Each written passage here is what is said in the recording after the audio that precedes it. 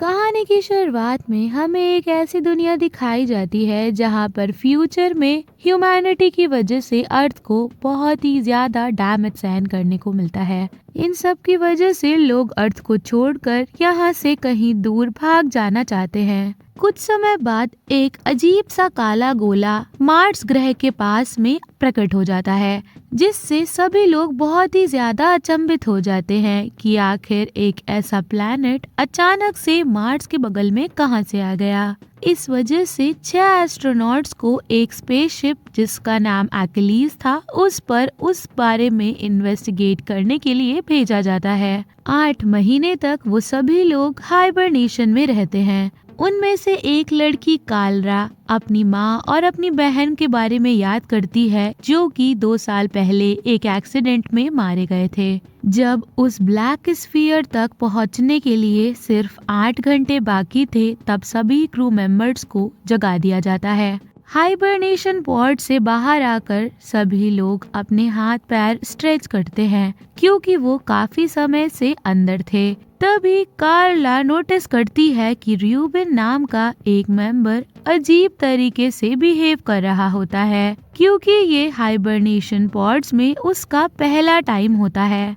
ये सब देखकर कालरा उसे रेस्ट करने के लिए कहती है, पर र्यूबिन उससे कहता है कि वो ब्लॉगिंग करेगा, क्योंकि उसके बहुत ही ज्यादा फॉलोवर्स हैं। कुछ देर बाद कालरा कमांडर पॉल से मिलने जाती है और वो लोग मिलकर उस स्फीयर को स्कैन करके और भी ज्यादा जानकारी हासिल करने की कोशिश करते हैं। पर शिप में जो एआई सिस्टम लगा होता है वो उस स्फीयर में से कोई भी जानकारी निकाल पाने में कामयाब नहीं होता है। कैरा नाम की एक दूसरी लड़की जो उस स्पेसशिप में मौजूद होती है, वो कहती है कि उन्हें वापस चले जाना चाहिए, पर पॉल उस मिशन को कंप्लीट करना चाहता था, चाहे कुछ भी हो। उस स्फीयर के बारे में कोई भी डेटा ना होने की वजह से र्यूबिन और भी ज्यादा घबरा जाता है। इन सब के बाद सभी क्रू मेंबर्स वैंस, जो कि उस एक्सपीडिशन प्रोग्राम का हेड होता है, उससे कांटेक्ट करने के लिए कहते हैं।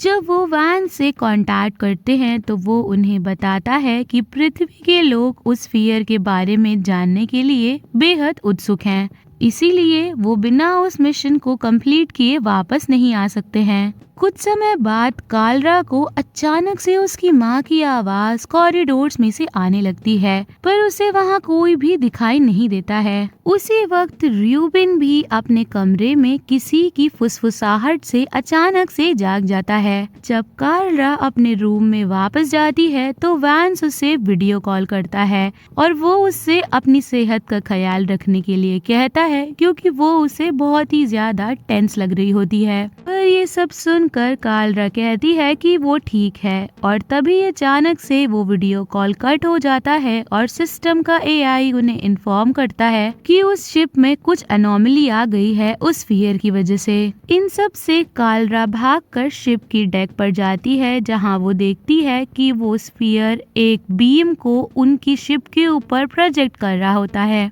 उस बीम की वजह से उनकी शिप के बहुत सारे फंक्शंस में मैल फंक्शन हो गया होता है और वो सही से काम नहीं कर रहे होते हैं। कुछ देर बाद बाकी सभी मेंबर्स भी डेक पर आ जाते हैं और तभी टेस कहता है कि हो सकता है कि वो बीम उन्हें रास्ता दिखा रही हो। जैसे जैसे उनकी स्पेसशिप उस स्फीयर के नजदीक जाती है, तभी अचानक सिस्टम का एआई वहां पर से एक बीम को कैच करता है, जो कि एक्चुअल में एक आवाज होती है। जब कालरा उस मैसेज को डिकोड करती है तो उस मैसेज में बार बार डीएस वर्ड आता है, यानी कि लैटिन भाषा में उसका मतलब था गॉड। र्यूबिन उन सभी को तभी वहां से वापस चलने के लिए कहता है। कालरा ये सजेस्ट करती है कि उन सभी को वहां पर वेट करना चाहिए जब तक कि एआई फिक्स नहीं हो जाता, और उसके बाद उन सभी को सबसे पहले वैंस को इन्फॉर्म करना चाहिए, क्योंकि हो सकता है कि वहां पर कोई एलियन हो। पर कमांडर पॉल ये डिसाइड करता है कि वो लोग आगे जाएंगे और वहाँ नहीं रुकेंगे।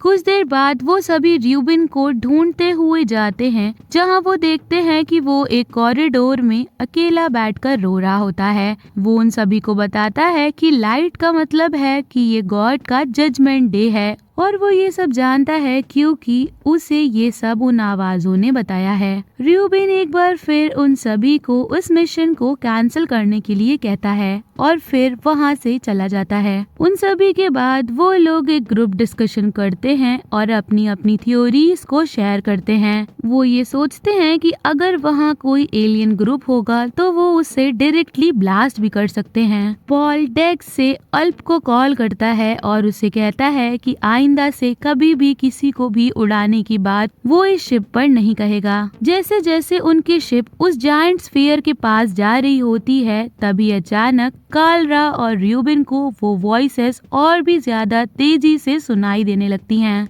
अल्प कार्ला को उसके रूम में लेकर जाता है जहां वो उसे बताती है कि कार एक्सीडेंट के बाद से उसके सर में हमेशा से ही दर्द रहता था। तभी अचानक वहां टेस आ जाता है और उन्हें बताता है कि र्यूबिन मिसिंग है। बाकी सभी लोग पहले से ही उसे ढूंढ रहे होते हैं और कालरा भी उन्हीं के साथ ऐसा करने लग जाती है। वो सभी लोग टीम्स में डिवाइड होकर उसे ढूंढने लगते हैं और तभी टेस को वो एक कार्गो बे पर मिलता है। वो देखता है कि र्यूबिन के चारों तरफ लाइट्स रखी हुई हैं और वो किसी तरीके का एक रिचुअल परफॉर्म कर रहा है उन वॉइसेस को मनाने के लिए। उसकी स्किन में बहुत ही अजीब तरीके के रिलीजियस सिंबल्स बने होते हैं जो कि उसने खुद को खरोच कर बनाए होते हैं। ये सब देखकर टेस बहुत जोर से चीखता है जिस पर कालरा और अल्प भी वहाँ पर आ जाते हैं, पर उनके आते आते बहुत देर हो चुकी होती है और टेस अपनी जिंदगी गंवा चुका होता है। र्यूबिन देखता है कि कालरा उसके ऊपर नजर रखे हुए है, इसीलिए वो उसे हॉस्टेज बना लेता है और उसे भी मार देने की धमकी देता है। जब तक वहाँ अल्प आता है तब तक ये सब हो चुका होता है। र्यूबिन उन सभी से कहता है कि वो लोग पहले ही नरक की तरफ बढ़ चुके हैं और अगर उन लोगों ने गलती से भी उस स्फीयर के पास कदम रखा तो वो गॉड के द्वारा मार दिए जाएंगे। वो उससे ये भी कहता है कि पॉल जरूर उन सब से कुछ न कुछ छुपा रहा है, इसीलिए उन्हें शिप का कंट्रोल उससे ले लेना चाहिए। तभी अचानक पॉल वहां आ जाता है और वो डायरेक्टली र्यूबिन को शूट कर देता है। इससे र्यूबिन की इंस्टेंटली उसी वक्त मौत हो जाती है, पर वो किसी भी तरीके का इमोशन शो नहीं करता है, जबकि उसकी स्पेसशिप पर उसके ही 2 क्रू मेंबर्स की मौत हो चुकी होती है। इन सब के बाद कालरा र्यूबिन की नाइफ को लेकर पॉल के पीछे एलिवेटर में जाती है और उससे पूछती है कि क्या उसे सच में कुछ पता है। इससे पॉल बहुत ज्यादा नाराज हो जाता है और उससे कहता है कि उसकी इन हरकतों से पता चलता है कि वो मिशन को क्यूट करना चाहती है, पर ऑर्डर्स तो ऑर्डर्स होते हैं और उसे ये बात याद रखनी चाहिए। जब वो लोग अकेले रूम में होते हैं तब कालरा पॉल को उसके कोल्ड बिहेवियर के लिए बहुत ज्यादा अक्यूज करती है, पर पॉल इन सब पर कोई भी ध्यान नहीं देता है। बॉडी बैग्स में डेड बॉडीज को रखने की जगह अल्प उन बॉडीज को हाइबरनेशन चैम्बर्स में रखने का डिसाइड करता है। जब स्फीयर तक पहुंचने के लिए केवल 3 घंटे बचे होते हैं तो बाकी के crew members main spaceship Achilles से शिफ्ट होकर एक स्मॉलर शिप पर आ जाते हैं ताकि वो लोग इजीली उस स्फीयर में एंटर कर सकें। पर तभी कालरा स्फीयर पर एक अजीब टाइप के स्ट्रक्चर को नोटिस करती है, पर उसे समझ नहीं आता कि आखिर वो क्या है। जब वो स्पेसशिप उस जायंट स्फीयर पर लैंड करती है तो उनके सभी सिस्टम्स अचानक से खुद ब खुद ठीक हो जाते हैं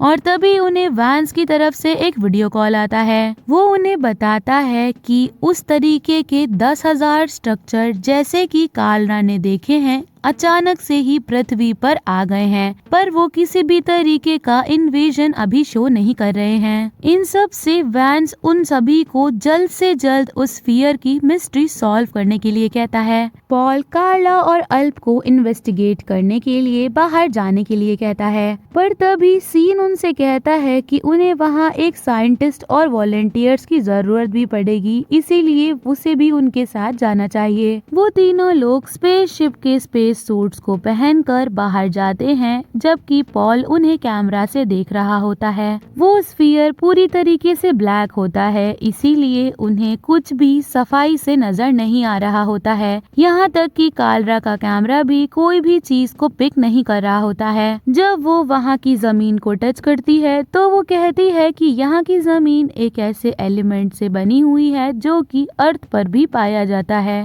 पॉल उन्हें और आगे जाकर इन्वेस्टिगेट वेट करने के लिए कहता है, जिस पर जब वो आगे जाते हैं तो देखते हैं कि असल में वो किसी तरह का एक गेट है। तभी अचानक उन गेट्स के बीच में से एक ब्राइट लाइट अपीयर होने लगती है और अल्प और ज्यादा क्लियरली देखने के लिए एक रेड लाइट को जलाता है। तभी उन्हें वहाँ पर एक सिंबल दिखाई देता है जिसका मतलब था इवेंट होराइजन। कार्ला उस चीज को मनुष्यता का अंत कहती है और वो गेट्स को स्कैन करते हैं। कार्ला उस गेट को एग्जामिन करती है और बताती है कि वो भी उसी मटेरियल के बने हुए हैं जिस मटेरियल का वो स्फीयर है। तभी अचानक उन सभी को एक अजीब सी आवाज सुनाई देती है जो कि वहाँ नहीं होनी चाहिए थी, क्योंकि वैक्यूम में ऐसा होना पॉसिबल नहीं है। तभी पॉल उन्हें बताता है कि सिस्टम के एआई ने एक कम्युनिकेटिंग सिग्नल को कैप्चर किया है और वो अब उन्हें वो सिग्नल सेंड कर रहा है। वो ट्रांसमिशन के सिग्नल का मतलब था वेलकम। तभी अचानक वो लाइट जो कि उन गेट्स के बीच से आ रही थी वो और भी ज्यादा ब्राइट होने लगती है और वहाँ से एक वुमेन आती है। वो वुमेन अपने माइंड की मदद से मैसेजेस भेज रही थी जिसे सिस्टम का एआई ट्रांसलेट कर रहा था, जहां वो वुमेन कहती है कि वो क्रिएटर ऑफ ऑल एग्जिस्टेंस यानी कि गॉड की तरफ से बात कर रही है। ये उनके लिए एक वार्निंग साइन है जिसमें ह्यूमैनिटी को वो एक चॉइस दे रहे हैं। जो भी इंसान इटर्नल पीस यानी कि हमेशा के लिए सुख शांति से जीना चाहते हैं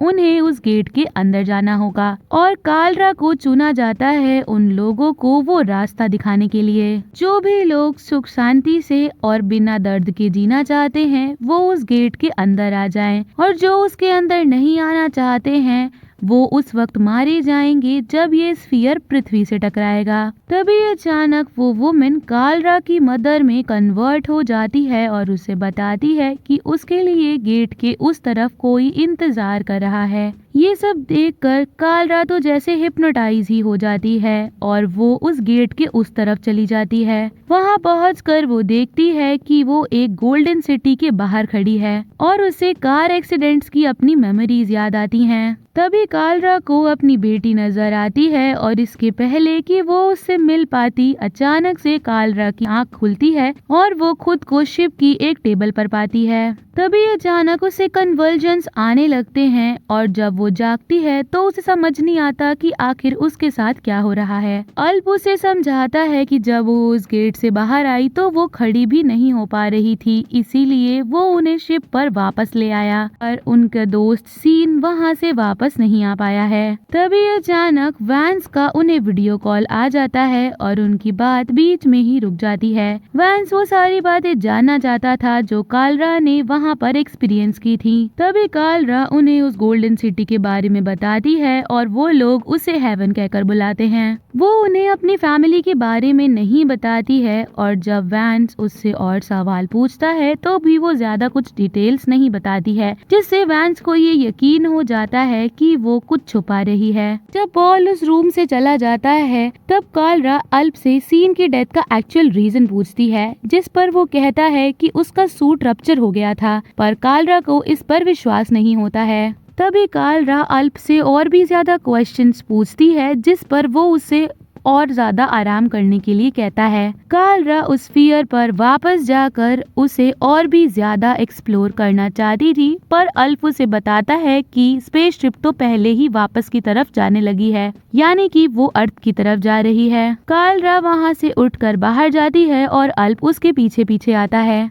जब वो एक ऐसी जगह कॉरिडोर में पहुंच जाते हैं जहां पर कोई कैमराज नहीं होते हैं तो अल्प कालरा से पूछता है कि आखिर उसने वहाँ क्या देखा, जिस पर वो उसे अपनी फैमिली के बारे में बता देती है। वो ये कहती है कि उसे वैंस और पॉल पे ट्रस्ट नहीं है क्योंकि वो लोग जरूर उनसे कुछ न कुछ छुपा रहे हैं। जब अल्प वापस से पॉल के पास आता है डेक पर तो पॉल उससे पूछता है कि आखिर तुम लोगों ने क्या बात करी, जिस पर अल्प कहता है कि कुछ खास नहीं। कुछ देर बाद जब उनकी शिप उस स्फीयर के ऑर्बिट से बाहर निकल आती है तो उन्हें एक मैसेज मिलता है जिसके तहत उन्हें 1 घंटे के अंदर अंदर अपने हाइबरनेशन पॉड्स में वापस जाना होगा। रूबिन की नाइफ लेकर कालरा एक बार शॉन की बॉडी को देखने के लिए जाती है, जहां वो मेजरली उसके सूट को देखती है। अगले पल वो पॉल के रूम में जाती है और नाइफ से उसके लॉक को तोड़ देती है और क्लूज ढूंढने लगती है। पॉल सिक्योरिटी कैमरा से उसे देख लेता है और अल्प को उसे वापस से उसके रूम में भेजने के लिए कहता है। पॉल के रूम में कालरा को एक गन मिलती है और बहुत सी इंटरेस्टिंग फाइल्स भी मिलती हैं। जब अल्प वहां आता है तो कालरा उस पर गन पॉइंट कर देती है और उससे कहती है कि वो लोग स्पेशल फोर्सेस के फॉर्मर मेंबर्स हैं और ये बात उन्होंने उससे छुपाई, जिस पर अल्प कहता है कि ये सब पुरानी बातें हैं, पर उसे स्फीयर के बारे में कुछ भी पता नहीं है। कालरा अल्प पर गन पॉइंट कर देती है और उसे डेक पर लेके जाती है, जहां वो उस गन को पॉल पर पॉइंट कर लेती है। वो कहती है कि तुम लोगों ने मेरे साथ विश्वासघात किया,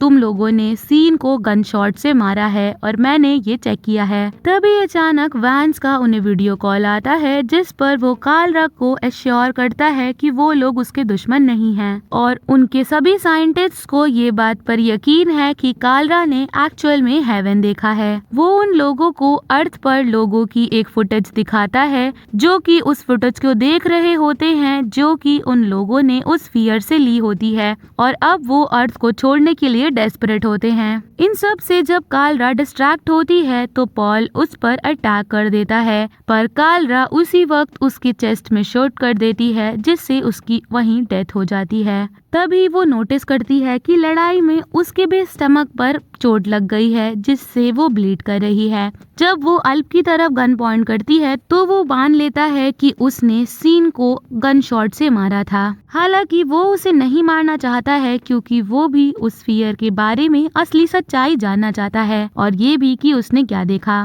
कालरा अल्प पर विश्वास करती है, जिसके बाद वो उसका ट्रीटमेंट करता है। तभी कालरा अल्प को बताती है कि वो वापस से स्फीयर पर जाना चाहती है, उसे और भी ज्यादा इन्वेस्टिगेट करने के लिए, पर वो ये कहती है कि ये सिस्टम एआई से रेगुलेट होता है, जिसका कंट्रोल वैंस के पास है। ये सब सुनकर अल्प कहता है कि वो एआई के सिस्टम को ओवरराइड कर सकता है, पर उसके लिए उन्हें इस एक्लिस के एक पार्ट को वहीं पर छोड़ना होगा, क्योंकि मैनुअली वो उस पूरी शिप को कंट्रोल नहीं कर सकते हैं। इन सब के बाद कालरा वैंस को कॉल करती है और उससे बोलती है कि वो वापस से स्फीयर पर जाना चाहती है और अगर मौका मिलेगा तो वो उसे डिस्ट्रॉय भी कर देगी। तभी वैंस यहाँ पर एक बड़ा खुलासा करता है और बताता है कि वो स्फीयर उसने खुद ही बनाया है और वहाँ पर कोई भी गॉड एग्जिस्ट नहीं करता है।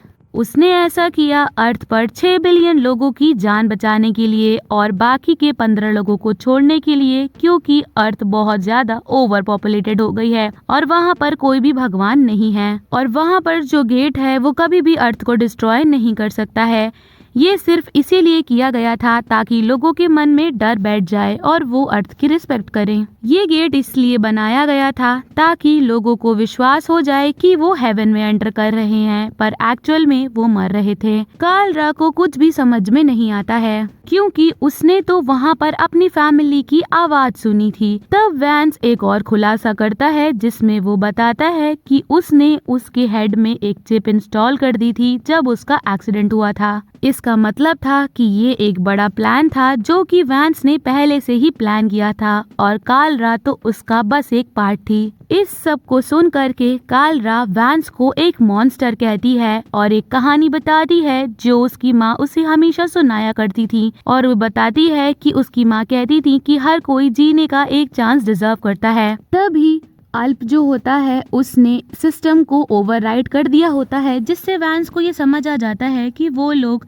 स्फीयर को डिस्ट्रॉय करने वाले हैं। इन सब से वो सिस्टम एआई को ये ऑर्डर देता है कि वो ब्लास्ट हो जाए, जिससे सभी तरफ वार्निंग साइंस बजने लगते हैं और उन्हें पता चलता है कि उनका स्पेसशिप 3 मिनट में ब्लास्ट हो जाएगा। इन सब से कालरा गुस्से में होलोग्राम मशीन को शूट कर देती है और वैंस के वीडियो कॉल को काट देती है। कालरा और अल्प को मेन स्ट्रक्चर में जाना होगा शिप के एक्सप्लोड होने से पहले, पर अल्प तभी एलिवेटर में फंस जाता है और कालरा को अकेले ही वहां जाने के लिए कहता है। पहले तो कालरा नहीं मानती है, पर कुछ देर बाद उसे ऐसा करना ही पड़ता है और इसी के साथ वहाँ बहुत सारे ब्लास्ट होने लगते हैं और धीरे धीरे उस पूरी शिप में एक बड़ा एक्सप्लोजन होता है। तभी अचानक अल्प उसे वापस से कांटेक्ट करता है, जिसका मतलब था कि वो किसी तरीके से बच गया है। अब वो दोनों एक साथ उस स्फीयर तक जाते हैं और कालरा उसी शिप में रहती है, जबकि अल्प अकेला ही उस स्फीयर को डिस्ट्रॉय करने के लिए जाता है। वो कालरा से कहता है कि उसे पृथ्वी पर जाकर सभी लोगों को सच्चाई बतानी होगी। उसी के साथ जब कालरा और उसकी शिप स्फीयर से काफी दूर चली जाती है, तब अल्प अकेला ही उस स्फीयर पर एक बड़ा ब्लास्ट करता है, जिससे कि वो स्फीयर फट जाता है और कालरा को ये मैसेज आता है कि वो 7 सालों में अर्थ पर पहुंच जाएगी। और इसी के साथ ये मूवी यहीं खत्म हो जाती है।